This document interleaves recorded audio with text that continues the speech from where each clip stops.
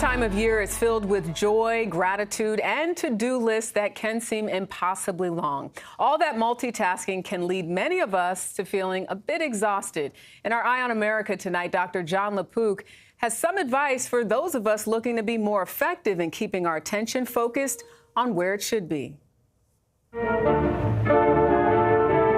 Even though this may look like a perfect example of multitasking, it turns out there isn't any real multitasking. Linda Stone coined the phrase for what it really is: continuous partial attention. We don't ever do anything simultaneously. We are just rapidly task switching. And how are human beings at doing that? We're not great at doing it. She spent her career at Apple and Microsoft, watching how humans interact with tech, which led her to focus on the myth of multitasking. So what is walking and chewing gum at the same time? I would call that simple multitasking. But for more complicated things, research suggests the human brain is simply not wired to multitask efficiently, and people overestimate their ability to do it. A study of doctors found multitasking almost doubled mistakes writing prescriptions. As a physician, I have to multitask at times, so I can't always just do one thing. That is how we operate as human beings. If multitasking is what we do and it leads to more mistakes, maybe when we're doing something especially important, we should remind ourselves to keep one ball in the air at a time.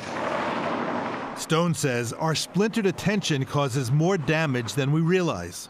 Where does the smartphone come in? The smartphone is amazing. There are so many things we can do. And yet, what happens to the body? We hold it, our neck goes down, our posture, we lose it. We lose our ability to breathe properly. We go step. Her approach to the mental and physical stress caused by multitasking? 1, 2. Dancing lessons at a Boston studio with teacher Bjorn Anselm.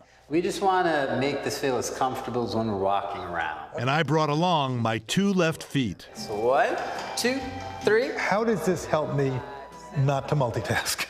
You can feel that you are working with me. It's not just you, your phone, and earbuds. You're both connected to me, and you're fully present. Your whole body is engaged in this. Stone says our brains and bodies need to relax with things like walks outside, humming, or singing, an antidote to our constantly divided attention. I can do this with my heels on the floor. You won't hear any argument from busy working moms Erica Robinson and Evandisa Cabral. Do you think we live in a world where there is simply too much multitasking? Yes. Yes, it's like we have to. It's like being a parent. We have to think about what we gotta do for ourselves and what we gotta do for our children, cook, get the clothes ready, make sure they do their homework.